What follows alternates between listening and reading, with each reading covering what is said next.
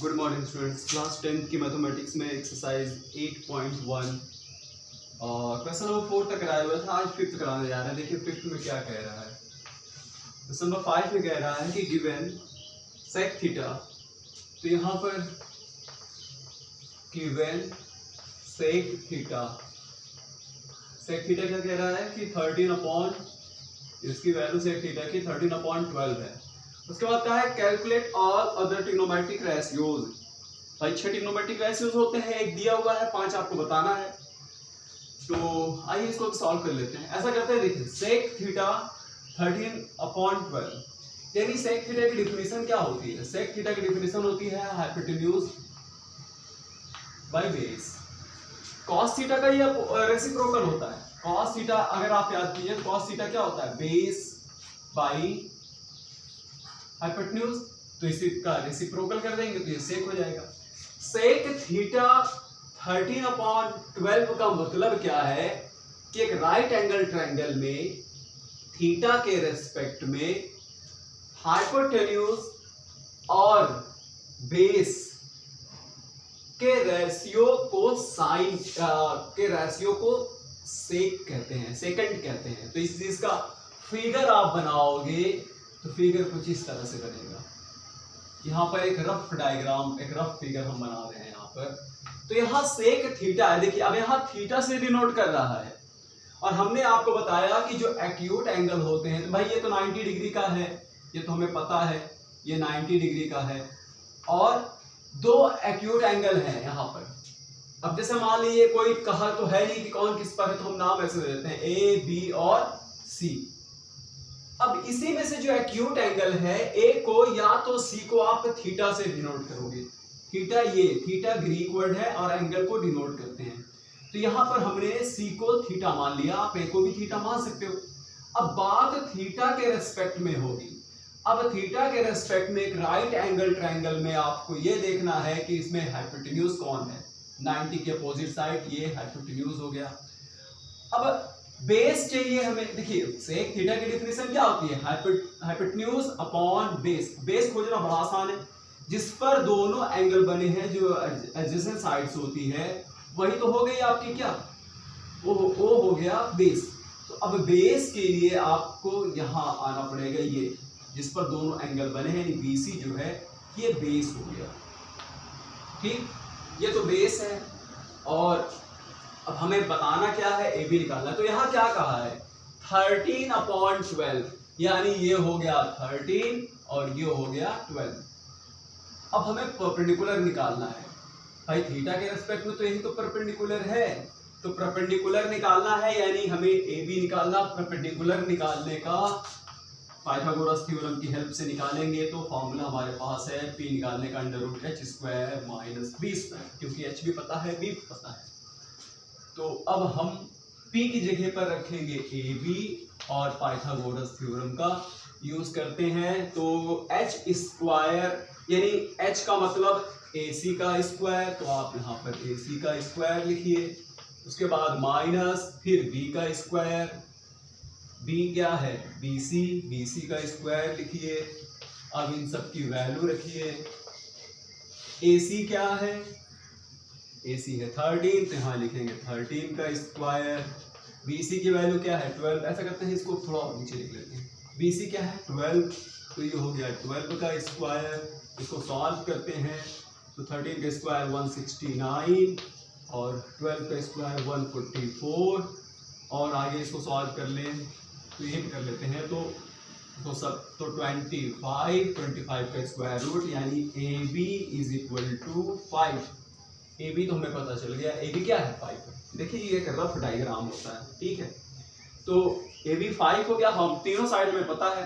तो जब तीनों साइड हमें इस राइट एंगल ट्रायंगल में तीनों साइड हमें पता चल गई, तो बाकी के कह रहा है कि कैलकुलेट ऑल ट्रिग्नोमेट्रिक रेशियोज। एक दिया ही गया है।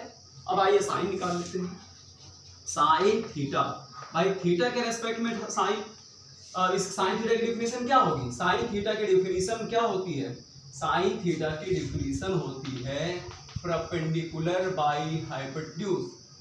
अब यहाँ पर आप खुद थीटा के देख लीजिए, तो यहाँ पर परपेंडिकुलर क्या है AB, ये हमें परपेंडिकुलर से मतलब है, तो आप थीटा के अपोजिट साइड जो होगी परपेंडिकुलर ए बी है और हाइपोटेन्यूज क्या है, ए सी है, तो साइन थीटा 5/13, तो सीधा सीधा आप यहाँ लिखो 5/13 हो गया। ठीक, अब हमें सेक थीटा निकालना है, सॉरी सेक थीटा तो दिया है, सेक थीटा हमें नहीं निकालना है, हमें अब साइन के बाद क्या आता है, कॉस आता है, कॉस निकालना है। तो कॉस थीटा के लिए आप कहीं मत जाइए, आप चाहे तो इसी से निकाल लीजिए। सेक थीटा के लिए बेस बाय हाइपोटेन्यूज होता है 12/13, या तो आप इसी सेक थीटा को, इसका रेसिप्रोकल होता है, हमने आपको फॉर्मूला बताया हुआ है कि कॉस थीटा जो होता है वो सेक का उल्टा होता है। सेक अगर आपको पता है 13/12, तो इसी को 12/13 कर लीजिए, तो ये 12/13, अगर नहीं तो आप फिगर से निकाल लीजिए।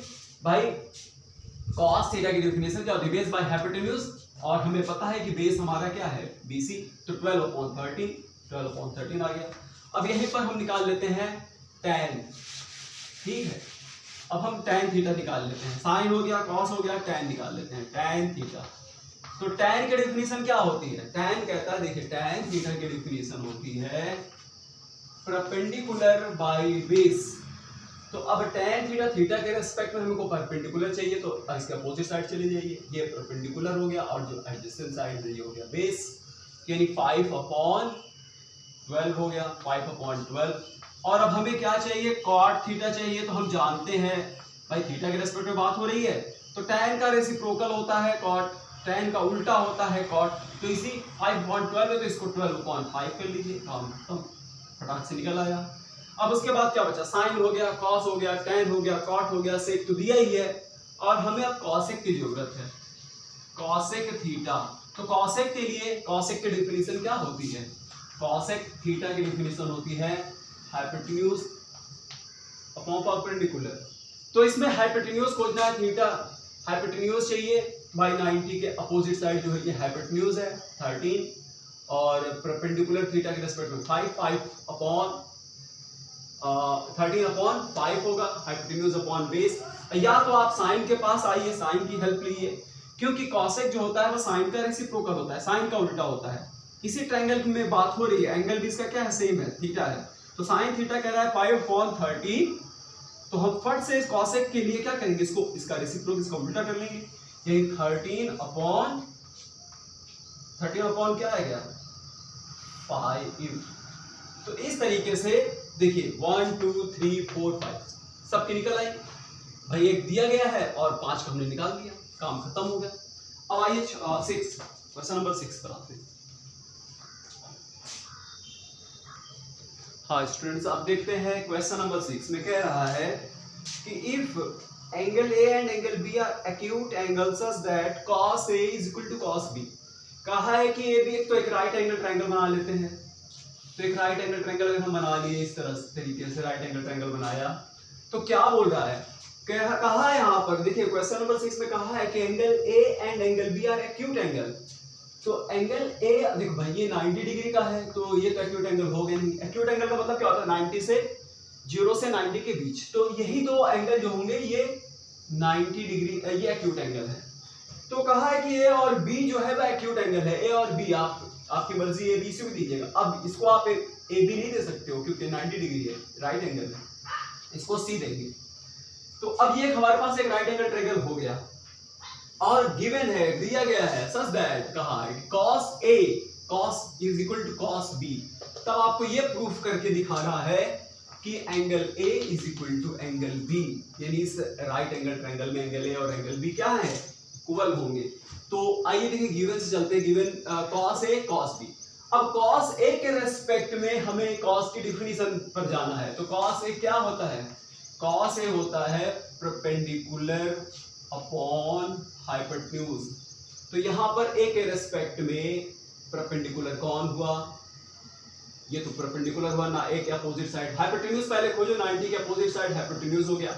हमको यहाँ बेस चाहिए ना, बेस, तो एडजेसेंट साइड खोज लीजिए। एडजेसेंट साइड कौन सी है, जिस पर दोनों एंगल बने हुए हैं, यानी AC पर यही दोनों एंगल इस पर बने हुए हैं, तो AC हो गया बेस, तो बेस है AC और हाइपोटेन्यूज हो गया AB। तो हम cos A की जगह पे लिख सकते हैं AC अपॉन AB। अब cos B, B के रेस्पेक्ट में बात कर रहा है, तो cos b की भाई cos थीटा की डिफिनीशन क्या होती है? cos थीटा की डिफिनीशन होती है बेस बाई हाइपोटेन्यूज। तो अब यहाँ पर b है, तो b के लिए बेस को, जो ये बेस है भाई, इसी पर b, इसी साइड BC पर तो दोनों एंगल बने हुए हैं, इसी पर जिस पर दोनों एंगल बने होते हैं वो जाता है बेस। तो बेस यहाँ पर BC और हाइपोटेन्यूज AC है, तो इसकी जगह पर लिखेंगे BC अपॉन AC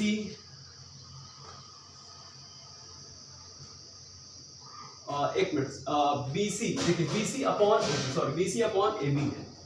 तो यहाँ पर क्या रहेगा? AB रहेगा। AB हाइपोटेन्यूज क्या है? हाइपोटेन्यूज पे AB है तो AB रख देंगे।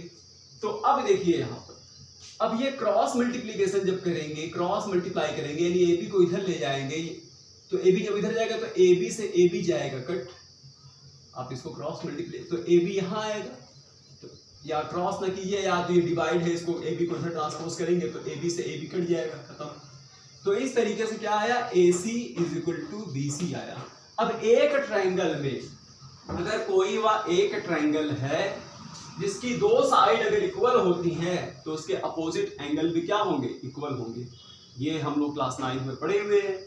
तो यहाँ पर दो साइड क्या है? इक्वल है। AC equal to BC। तो एक ट्रायंगल ABC है और ABC में AC कहाँ? ये AC है और ये है BC, ये दोनों इक्वल हो गया। तो AC की अपोजिट साइड क्या होगी? B, तो यानी angle B is equal to, और BC की अपोजिट साइड क्या है? A, तो A क्या हो गया? A इसके इक्वल हो गया, यानी इसको आप ऐसे लिख सकते हो A is equal to angle B। तो ये प्रूफ करने के लिए कहा गया था और ये हो गया प्रूफ, ठीक है। और ये हमने प्रूफ कर दिया। अब आप इसे कॉपी कीजिए। आप देखते हैं क्वेश्चन नंबर 7। अब देखते हैं क्वेश्चन नंबर 7 में यहां पर दिया गया है, गिवन कह रहा है कि cot थीटा 7/8 है। तो कह रहा है कि इवेल्युएट करना है 1 plus sine theta 1 minus sine theta 1 plus. Students देखते हैं क्या हमें प्रूफ करना है। नंबर 1 में भी रफ में लिख दे रहे हैं, 1 प्लस साइन थीटा प्रूफ करना है और 1 माइनस साइन थीटा का प्रोडक्ट है, ये दिया गया है, ये प्रूफ करना है।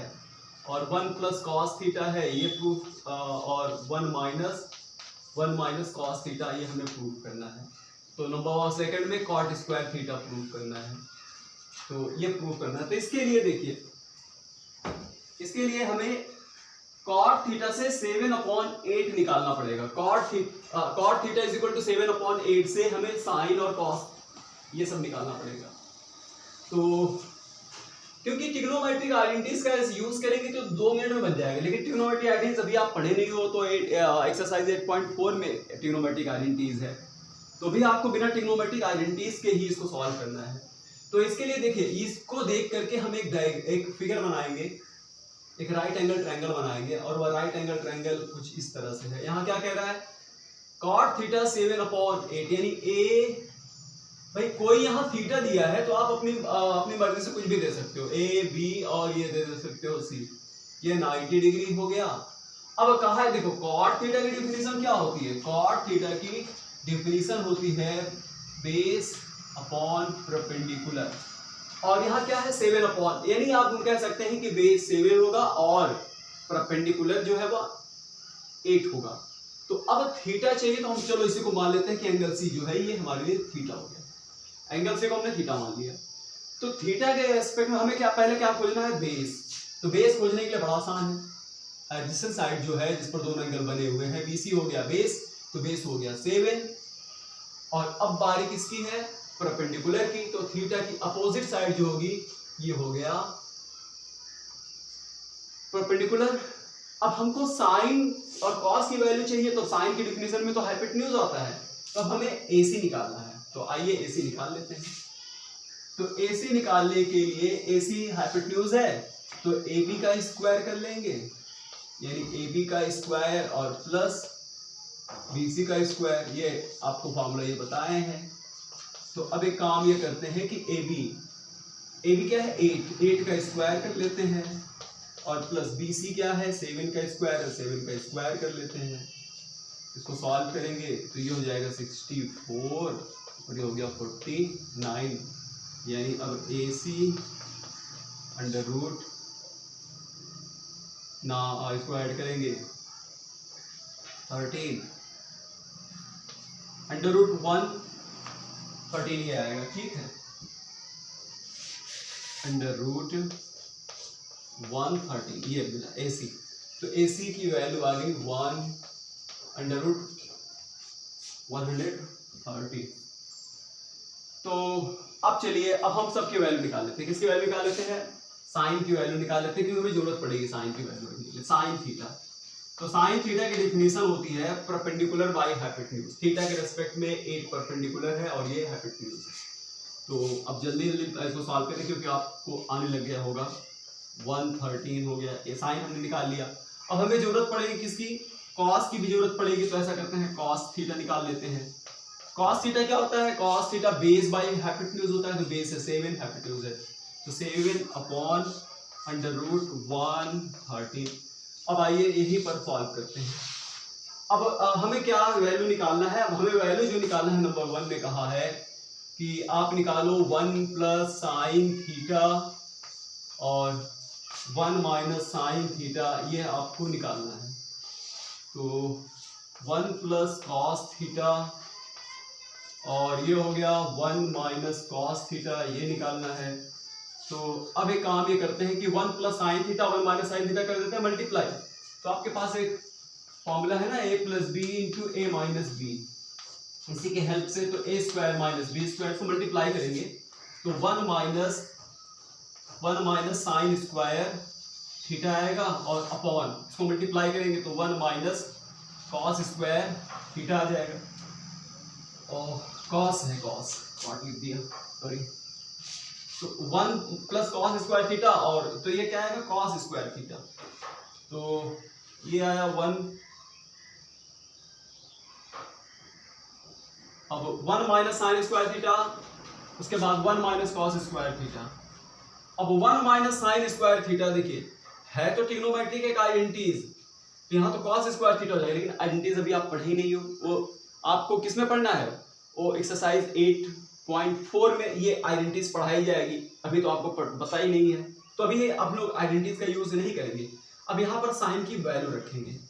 तो 1 minus sine theta, sine theta की वैल्यू क्या है जी? साइन थीटा की वैल्यू है 8 अपॉन 113, और इसका पूरा हो गया स्क्वायर। 1 मिनट देखिए, कुछ दिख रहा है नीचे? बहुत नीचे चले गए हैं, देख तो ले, दिख रहा है कि नहीं? हाँ दिख तो रहा है, आइए छोटा सा लिख देते हैं। उसके बाद कॉस की वैल्यू 1 माइनस कॉस की वैल्यू 7 अपॉन 113 अंडर रूट 113 का है, इसके बाद स्क्वायर है। यहाँ सॉल्व करेंगे, ठीक है? इस जगह पर तो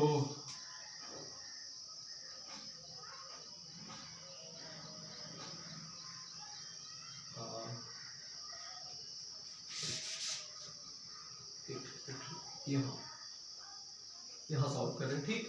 आगे अब देखिए 1 माइनस, इसको जब सॉल्व करेंगे तो 8 का स्क्वायर क्या होगा? 8 का स्क्वायर 64 होगा, और 113 का ये फ्री हो जाएगा, ये फ्री हो जाएगा। और इसके बाद ये हो गया 1 माइनस, और आगे यहाँ 7 है तो 7 का स्क्वायर 49 हो जाएगा, और 113 का स्क्वायर ये भी फ्री हो गया, रूट से फ्री हो जाएगा, स्क्वायर है, रूट का स्क्वायर भी फ्री हो। इसको सॉल्व करेंगे तो 113 में 64, तो 113 और 64 को सॉल्व करेंगे।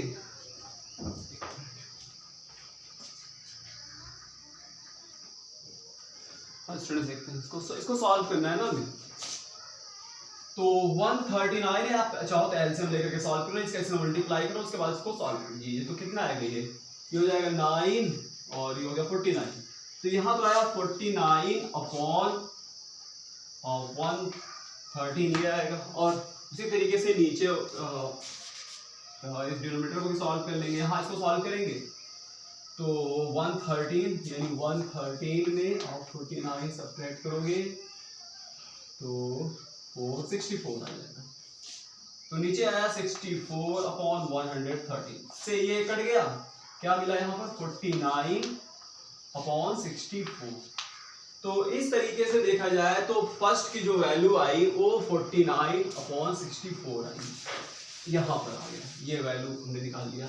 अब यहाँ पर इसका दूसरा पार्ट भी कहा है, और दूसरा क्या कहा है कि आप निकालो कॉट स्क्वायर थीटा। देखिए एक बात आपको ये समझा दें कि साइन थीटा का जैसे होल स्क्वायर होता है, इस तरह से होल स्क्वायर है, तो ये आप याद रखिए, इसको हम ऐसे लिखते हैं साइन स्क्वायर थीटा। स्क्वायर को यहां लिखा जाता है, जैसे कॉट थीटा का होल स्क्वायर है तो हम लोग इसको ऐसे लिखते हैं ट्रिग्नोमेट्री में, यहां स्क्वायर लिखते हैं। समझ में आया?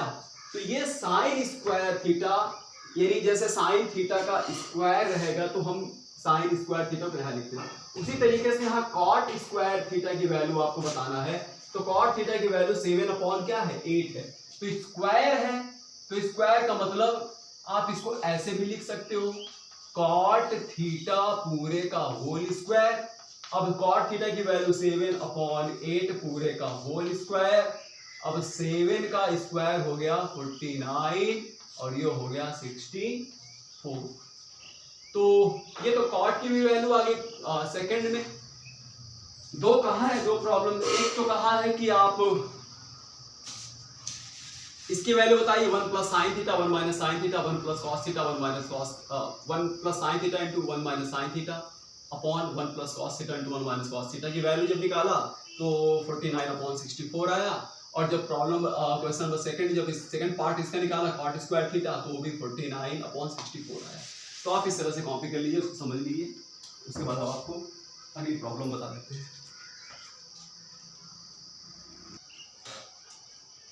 क्वेश्चन नंबर 8 देखते हैं। देखिए हमने पूरा लिख दिया हुआ है, कह रहा है कि if 3 cot A is equal to 4 check with 1 minus tan square 1 plus tan square है is equal to cos square minus sin square है या कि नहीं है इसलिए। तो यहाँ पर दिया गया है 3 cot A is equal to 4, तो यहाँ गिवन यही से चलते हैं। गिवन क्या है 3 cot A is equal to 4 है, तो हम यहाँ पर लिखेंगे cot A is equal to 4 upon 3। बना लेते हैं डायग्राम, क्योंकि हमें कॉस और साइन की भी वैल्यू तो चाहिए। तो एक डायग्राम बना लेते हैं, एक रफ फिगर बना लेते हैं ऐसे करके। तो अब यहां पर देखिए, यहां कहा है कॉट ए कहा है, यानी यहां पर जो कॉट के साथ है अभी आपके लिए ये एक्यूट एंगल का काम करेगा। तो हम एक्यूट इसको ए दे देते हैं, अब फ्री है आप कुछ भी दे सकते हो, ए बी और सी। तो ये 90 डिग्री का है। अब कॉट थीटा की डिफिनीशन आपको याद है, कॉट थीटा की डिफिनीशन बेस बाई परपेंडिकुलर होता है। तो यहाँ पर बेस है 4, परपेंडिकुलर है 3, तो ए के रेस्पेक्ट में बेस खोजना बहुत आसान है। जिस साइड पर दोनों एंगल बने हुए हैं वो हो गया बेस, बेस का मतलब यहाँ हो गया 4, और इसकी अपोजिट साइड ए की जो होती है वो होती है परपेंडिकुलर, तो ये हो गया 3। हाइपोटेन्यूज से हमें जरूरत पड़ेगी हाइपोटेन्यूज की, क्योंकि जब हम कॉस और साइन की वैल्यू निकालेंगे तब हमें हाइपोटेन्यूज की जरूरत पड़ेगी। तो फिलहाल हम यहाँ पर हाइपोटेन्यूज निकाल लेते हैं, यही निकाल लेते हैं। अब थोड़ा सा रफ वर्क करके जल्दी जल्दी सॉल्व करते हैं, अब आपको आने लग गया है। तो ऐसे निकालने के लिए हमें क्या करना पड़ता है, P square plus B square, यानी 4 का स्क्वायर और प्लस 3 का स्क्वायर करेंगे। तो 4 का स्क्वायर हो गया 16 प्लस और 3 का स्क्वायर हो गया 9। इसके बाद जब इसको ऐड करेंगे तो 25, इसलिए AC इज इक्वल टू क्या मिला, ई स्क्वायर इसका 5, ये 5 मिला। अब हमें जरूरत पड़ेगी किसकी, टैन की। टैन की जरूरत पड़ेगी, कॉस की जरूरत पड़ेगी, साइन की जरूरत पड़ेगी, सबकी वैल्यू निकाल लेते हैं। तो tan a की वैल्यू निकालना तो बड़ा आसान है, क्योंकि कॉट का रेसिप्रोकल होता है, इसे उल्टा कर दीजिए, नहीं तो आप यहाँ से देख लीजिए। तो थोड़ा दिमाग लगाओ और कॉट का उल्टा कर दो, 3/4। ये तो हमें tan निकला है। अब चलिए साइन निकाल लेते हैं क्योंकि हमें साइन की भी जरूरत पड़ेगी। साइन ए के रेस्पेक्ट में क्या होता है साइन की डिफिनेशन, परपेंडिकुलर बाय हाइपोटेन्यूज 3/5, तो ये तो हो गया 3/5। अब कॉस निकाल लेते हैं, कॉस ए। अब कॉस ए निकाल लिया, अब कॉस ए के लिए क्या होता है बेस बाय हाइपोटेन्यूज, तो बेस क्या है 4/5। ये सब चीजें अब आपको आने लग गई है। अब यहां तक आप कॉपी कीजिए, उसके बाद इधर का इधर से हम आपको समझाते हैं।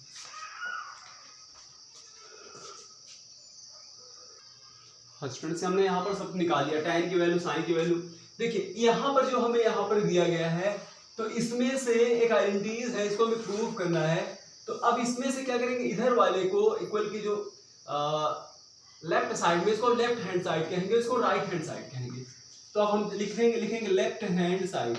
चेक करना है तो अब पहले लेफ्ट को लेकर चलते हैं, 1 - tan स्क्वायर ए और अपॉन 1 + tan स्क्वायर ए। तो ये हमारा हो गया लेफ्ट। तो अब लेफ्ट हैंड साइड में 1 है, 1 और tan की वैल्यू क्या है, tan की वैल्यू तो tan ए है 3/4, लेकिन यहाँ स्क्वायर है तो 3/4 का हम करेंगे स्क्वायर, और अपॉन 1 + 3/4 का कर दिया स्क्वायर। और अब इसके बाद 1 - 3 का स्क्वायर हो गया 9 और 4 का स्क्वायर हो गया 16, और इसके बाद अब आगे 1 + 3 का स्क्वायर 9/16, और इसके बाद इसको सॉल्व करेंगे तो 16 है, 16 और 9 क्या होगा 7/16, और इसको जब ऐड करेंगे तो क्या हो जाएगा ये 16 और प्लस 9, इसको सॉल्व करेंगे तो 16 और एलसीएम लेकर के सॉल्व करिए, जैसे आप सॉल्व कर सकते हो आप करिए। तो ये आएगा 25/16। तो इस तरीके से ये हो गया 7/16 × 16/25। तो इससे ये कट गया, क्या मिला 7/25। इस ऐसे तो ये इसकी वैल्यू आ गई। अब राइट को लेकर के चलते हैं, right hand side. Right hand side में क्या कहा है, cos स्क्वायर ए माइनस साइन स्क्वायर ए, इसको लेकर के चलते हैं। cos ए की वैल्यू क्या है, cos ए की वैल्यू 4/5 है, तो यहाँ तो हम लिखेंगे 4/5, लेकिन यहाँ तो स्क्वायर लिख देंगे। माइनस साइन ए की वैल्यू क्या है 3/5, तो 3/5 का कर देंगे स्क्वायर। हमने यहाँ पर स्क्वायर किया। अब देखिए 4 का स्क्वायर क्या होगा, 4 का स्क्वायर हो गया 16/25, 5 का स्क्वायर माइनस 3 का स्क्वायर 9, ये हो गया 25। अब इसको सॉल्व करेंगे तो एलसीएम 25 आएगा और 16 - 9 तो 7/25। हमने चेक किया कि लेफ्ट की वैल्यू देखा तो 7/25 आया, और जब राइट को भी चेक किया तब भी 7/25 आया। तो यहां पर left hand side is equal to right hand side है, रूट हो गया ये है, ठीक है, लेफ्ट हैंड साइड और equal to right hand side. तो ठीक है, अब आप 8 तक जो है प्रैक्टिस कीजिए। उसके बाद अब आपका बच गया क्वेश्चन नंबर 9, 10, 11। ये अब नेक्स्ट वीडियो में हम इसको करा देंगे, तो ये एक्सरसाइज खत्म हो जाएगा। आप यहाँ तक अच्छे से कॉपी कीजिए, समझिए, उसके बाद फिर नेक्स्ट।